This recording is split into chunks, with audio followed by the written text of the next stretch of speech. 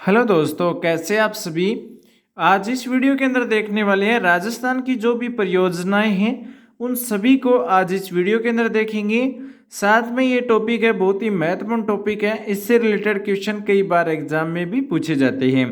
तो सबसे पहले हम देखेंगे आरसीपी आईजीएनपी, यानी कि दोस्तों इंदिरा गांधी जो नहर परियोजना है ये महत्वपूर्ण है और क्वेश्चन भी यहाँ से पूछा जाता है। तो मैंने ये शॉर्ट नोट्स बनाए हैं जिसको आप ज़रूर देखना, साथ में इस वीडियो को अपने दोस्तों के साथ भी शेयर कर लेना।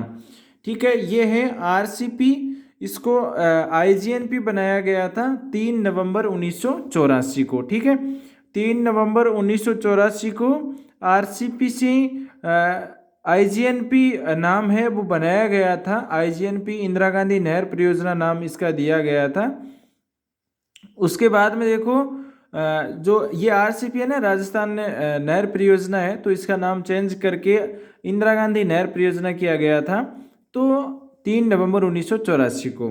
अब देखो कुल लंबाई कितनी है आईजीएनपी की, तो आईजीएनपी की जो टोटल लंबाई है वो है 649 किलोमीटर। उसके बाद में यहाँ से कुल 9 शाखाएं निकलती हैं। 9 शाखाएं किस साइड से निकलती हैं? दाईं तरफ निकलती हैं।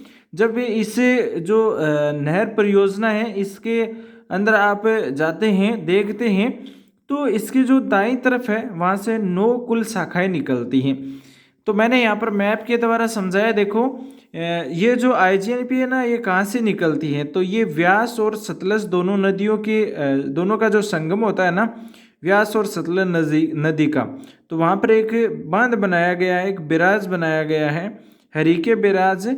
ठीक है, हरीके बैराज है ना, ये यहाँ पर है व्यास और सतलज। एक बार एग्जाम में ये भी पूछा गया था कि जो हरीके बैराज है ये किस दोनों नदियों के संगम पर स्थित है, तो ये व्यास और सतलज नदी की संगम या जो मिलान है वहाँ पर हरीके बैराज बनाया गया है। उसके बाद में देखो यहाँ से एक फीडर है। फीडर ये होता है कि पानी है ना वो ज़मीन के अंदर होता है। यहाँ पर क्या होता है कि पानी है वो ज़मीन के अंदर होता है। ये 204 किलोमीटर तक है फीडर। फीडर है जो 204 किलोमीटर तक है फीडर की लंबाई। उसके बाद में ये राजस्थान के अंदर भी आधा जो फीडर है ये हरियाणा की तरफ है। साथ में जो आधा जो फीडर है वो राजस्थान के अंदर है। तो उसके बाद में देखो कि यहाँ से जो दाईं तरफ है ना, पहली जो शाखा है वो इसकी शाखा देखो सूरतगढ़ है। उसके बाद में अनूपगढ़ है। ये दोनों शाखाएं हैं जो गंगानगर में हैं। ठीक है, ये दोनों शाखाएं किस जिले में आ गई? गंगानगर में आ गई, सूरतगढ़ और अनूपगढ़। उसके बाद में देखो पुगल, दंतौर, बरसलपुर, चारणवाला, सागरमाला और ये लास्ट में है बिरबल। ठीक है, तो ये जो शाखाएं है ना, दंतौर, पुगल, बरसलपुर और चारणवाला, ये तो बीकानेर जिले की हैं। उसके बाद में जैसलमेर की है सागरमल और बिरबल। ये 2 शाखाएं जैसलमेर की हैं। एक शाखा इधर निकलती है जो राउतसर हनुमानगढ़ के अंदर है। ठीक है, ये राउतसर वाली कहाँ पर है? हनुमानगढ़ के अंदर है। तो ये मैप से आप अच्छे से समझ लेंगे। उसके बाद में देखो, उसके बाद में हम देखेंगे लिफ्ट। इसके ऊपर जो लिफ्ट है ना वो 8 लिफ्ट बनाई गई हैं। तो देखो कौन कौन सी है, बाईं ओर है। 8 लिफ्ट है ना वो बाईं ओर है। पहली देखो कंवर सेन है। कंवर सेन जो लिफ्ट नहर है वो बीकानेर के अंदर है और इसे बीकानेर भी बोला जाता है। ठीक है ना, ये कंवर सेन लिफ्ट नहर है, ये बीकानेर लिफ्ट नहर भी बोल सकते हैं इसको। तो ये बीकानेर और गंगानगर 2 जिलों को पानी देता है। ठीक है, फिर देखो चौधरी कुंभाराम जो सावा के अंदर है। चौधरी कुंभाराम ये सावा है, सावा है ना, आप सभी जानते होंगे चौधरी कुंभाराम सावा। तो ये Bikaner, Hanumangarh, Churu, Jhunjhunu, BH CH JH, इस तरह से आप याद रख सकते हैं। बीकानेर, हनुमानगढ़, चूरू और झुंझुनू, इन क्षेत्र के अंदर चौधरी कुंभाराम सावा जो लिफ्ट नहर परियोजना है इसका पानी जाता है।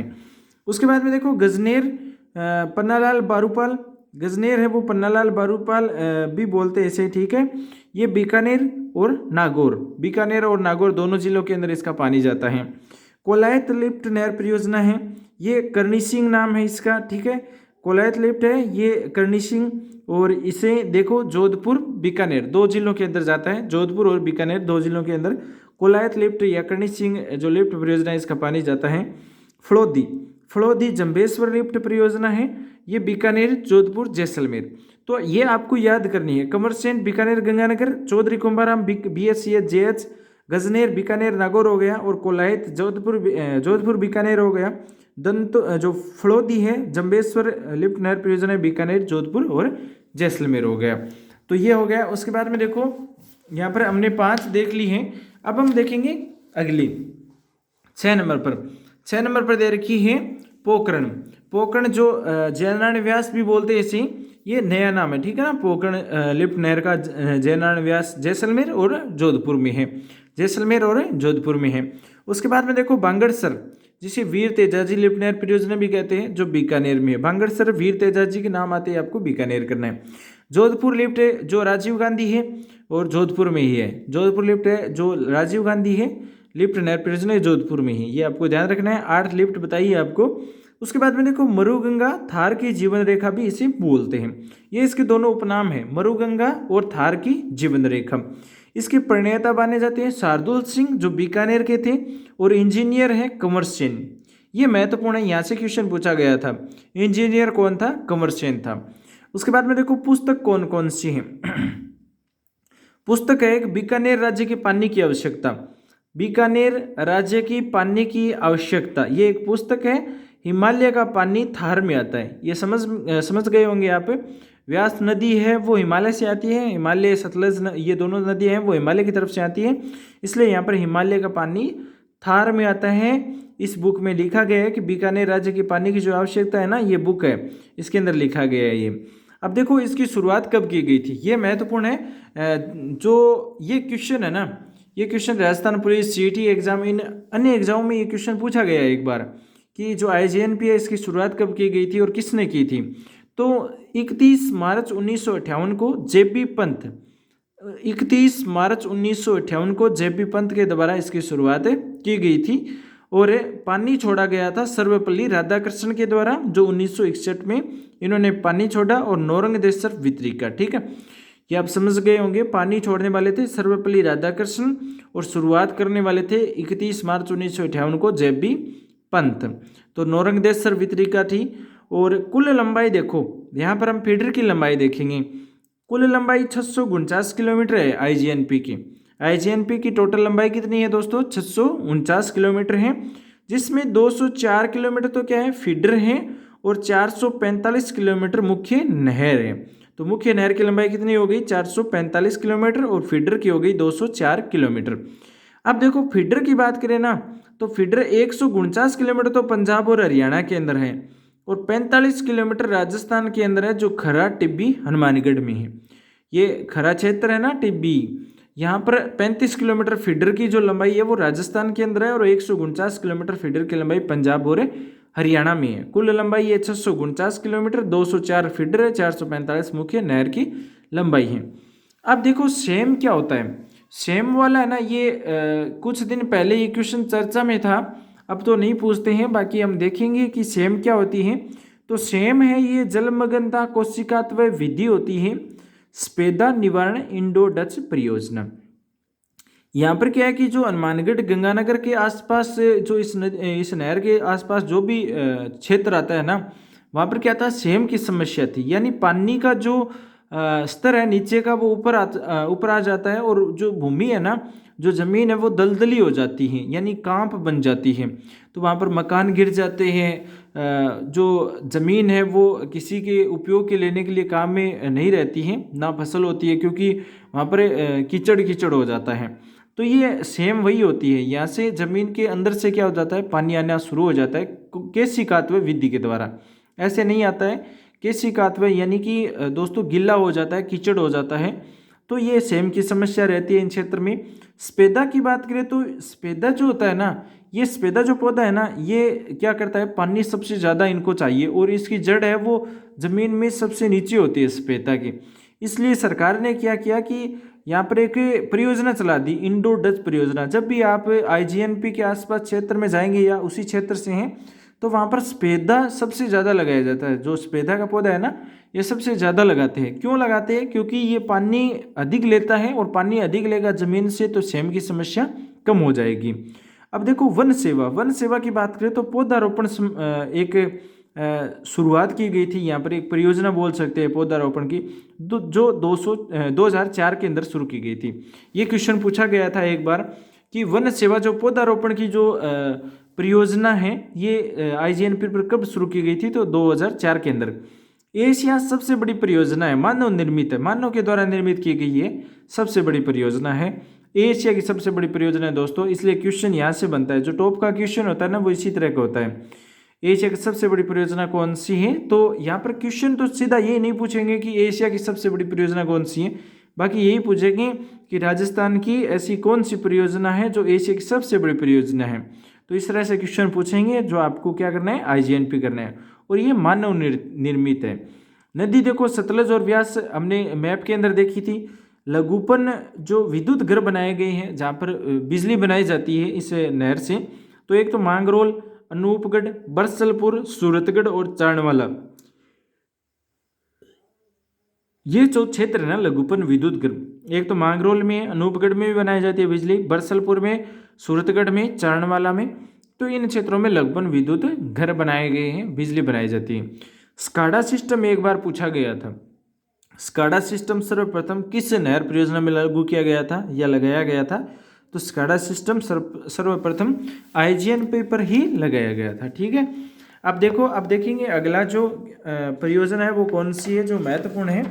उसके बाद में देखो, उसके बाद में है सिद्धमुख परियोजना, राजीव गांधी परियोजना। ठीक है, सिद्धमुख परियोजना, राजीव गांधी परियोजना, ये कौन सी है, तो ये नदियां रावी और व्यास नदियां आती है दोनों, और लाभ मिलता है हनुमानगढ़ को और नौहर और भादरा क्षेत्र को। चूरू के अंदर बात करें तो तारानगर और राजगढ़ को, इन दोनों क्षेत्रों के अंदर क्या होता है, सिद्धमुख परियोजना, राजीव गांधी परियोजना का पानी आता है। तो ये सिद्धमुख परियोजना हो गई। सिद्धमुख परियोजना में क्या पूछा जाएगा, नदियां पूछी जाएगी। तो सिद्धमुख परियोजना में नदियां कौन सी हो गई, रावी और व्यास हो गई, और व्यास और सतलज उसमें IGNP में हो गई, लेकिन रावी और व्यास है यहाँ पर सिद्धमुख परियोजना में हो जाएगी। लाभ हनुमानगढ़ और चूरू को मिलता है।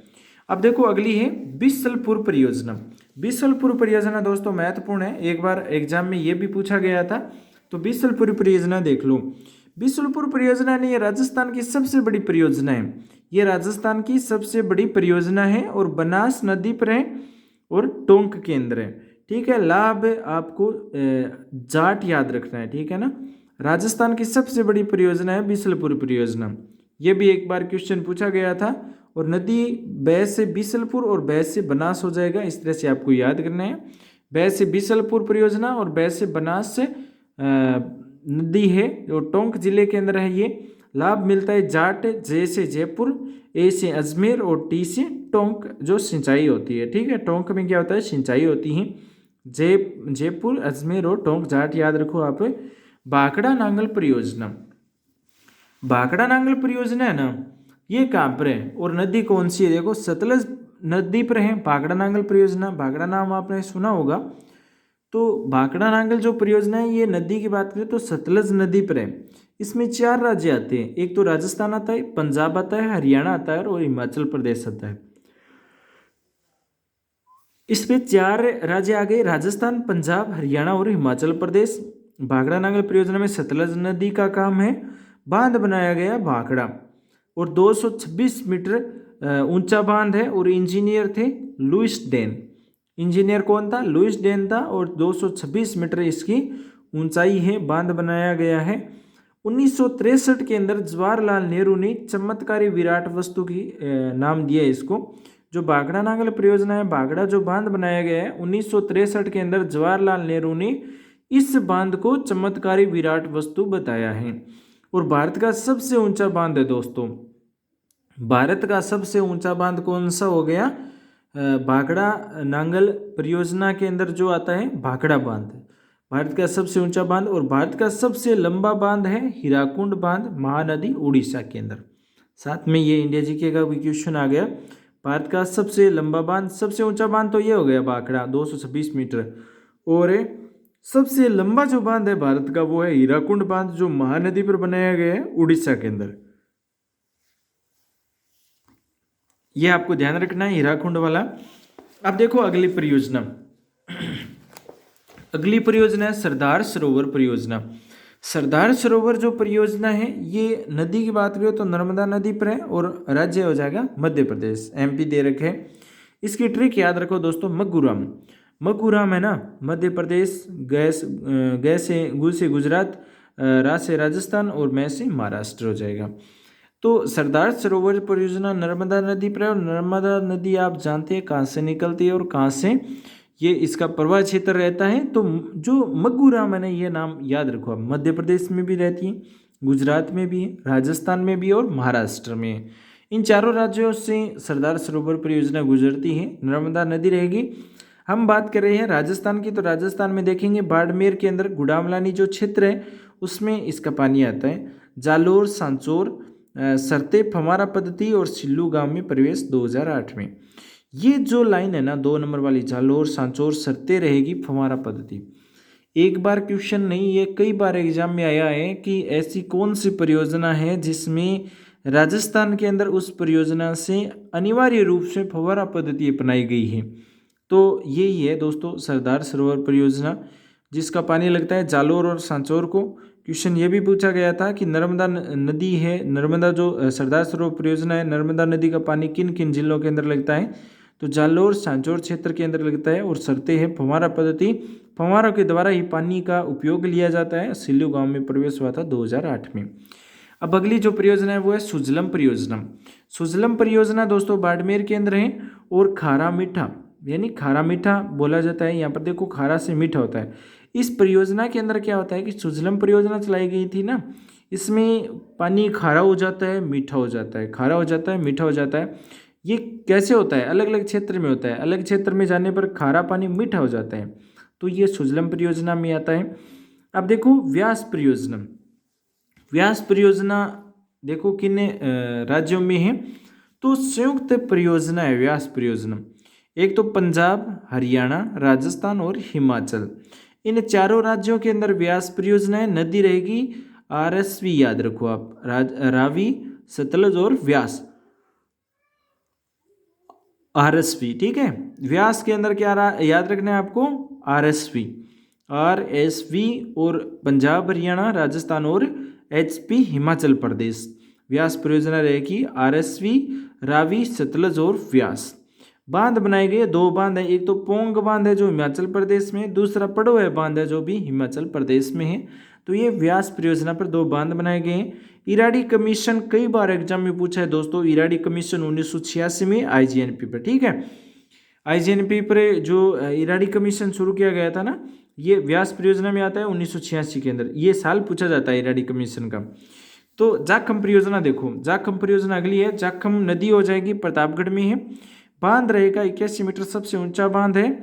और जो ये प्रतापगढ़ है, प्रतापगढ़ में दरियाबाद में है, और जनजातीय उपयोजना बांध निर्माण किया गया था, ठीक है। जनजातीय दी आप सभी जानते हैं, डूंगरपुर प्रतापगढ़ का जो क्षेत्र आदिवासी क्षेत्र है बोला जाता है। यहाँ पर जो भील है, मीणा है, ये क्षेत्र अलग ही है राजस्थान के अंदर, तो ये आपको ध्यान रखना है। यहाँ पर जनजातीय उपयोजना बांध है, तो जनजातीय दीग होगी, उनके काम आएगा ये बांध है। आपनी परियोजना आप जानते होंगे IGNP पर है, जर्मनी के सहयोग से शुरू की गई थी। पेयजल लाभ हनुमानगढ़, चूरू और झुंझुनू के अंदर, इन जिलों से आप अगर है तो आप जानते होंगे जो ये IGNP पर बनाई गई आपनी परियोजना है, जर्मनी परियोजना बोला जाता है इसको। अलग अलग क्षेत्र में है, तीनों जिले दिए गए हैं, चूरू, झुंझुनू और हनुमानगढ़, ठीक है। अब देखो राष्ट्रीय उद्यान हम नेक्स्ट वीडियो में देखेंगे। राष्ट्रीय उद्यान का भी नोट्स है हमारे पास, जो शॉर्ट नोट्स हैं, ठीक है, ट्रिक के द्वारा हम समझेंगे। तो ये जो आज का जो वीडियो है ना, ये आपको कैसा लगा कमेंट में जरूर बता देना। नेक्स्ट नया एक टॉपिक लेकर के आएंगे, जरूर नहीं राष्ट्रीय उद्यान ही आए, अलग एक नया टॉपिक लेकर के आएंगे जो आपको अच्छे से समझ आना जरूरी है, ठीक है ना। वीडियो का मकसद ये रहता है कि आपको वो चीज़ समझ में ज़रूर आनी चाहिए, बाकी कंटेंट में कोई कमी नहीं है। मैंने बहुत ही अच्छे से इसको अलग से तैयार किए, ट्रिक के द्वारा शॉर्ट में समझने की कोशिश की है। आपको भी ऐसे समझ में आ जाए तो अच्छी बात है, बाकी हमें जो चीज़ है वो समझ में आनी चाहिए, ठीक है। वीडियो चाहे कैसा ही भी हो, कंटेंट अच्छा होना चाहिए। तो ये जो जानकारी थी परियोजना से संबंधित, अलग अलग टॉपिक के अलग अलग वीडियो में डालता रहूँगा। इसी चैनल पर आप जुड़े रहे। जीके में आप कमज़ोर हैं, जीके आपको नहीं आता है, तो हम अलग अलग पार्ट के द्वारा शॉर्ट तरीके से उसको समझेंगे। पहले उसमें क्या करेंगे, 10%, 20%, 30%, इस तरह से हम अपना जो स्तर है वो बढ़ाएंगे। आप पहले ये कोशिश ना करें कि आपको डायरेक्ट 80% याद हो जाए, असंभव है। बाकी आप पहले 10% याद करो, पहले उस चीज़ को देखो कि ये क्षेत्र किस में है, मैप में मिलान करो कि ये परियोजना किस किस क्षेत्र में है, उसके बाद में उसकी बारे में चर्चा करो। उसके बाद में 20% 30% याद करो। एक साथ में याद नहीं होता है पूरी चीज़, और एक साथ आप, ऐसा नहीं है कि एक बार में पढ़ते ही याद हो जाए, किसी के याद नहीं होता है। उसके बाद में हम जो देखेंगे वो एक नया टॉपिक ही देखेंगे। मिलेंगे नेक्स्ट वीडियो में नई जानकारी के साथ में। इस वीडियो को अपने दोस्तों के साथ शेयर जरूर करते रहे, ठीक है। जितने भी ज़्यादा लोग जुड़ेंगे तो कंटेंट भी अच्छा आएगा। क्या है कि उसके हिसाब से ही रहता है, ठीक है। अगर कम लोग देखते हैं तो एक रुचि नहीं बनती है, वो अगर ज़्यादा लोगों तक ये चीज़ पहुंचती है तो वो एक जिज्ञासा बन जाती है कि कंटेंट और अच्छा निकाले। तो उस हिसाब से आप क्या है कि शेयर कर दिया करो वीडियो को, और लाइक करके अपने दोस्तों के साथ शेयर करना है, ठीक है। मिलेंगे नेक्स्ट वीडियो में नई जानकारी के साथ में। Thanks for watching. आपका दिन शुभ हो।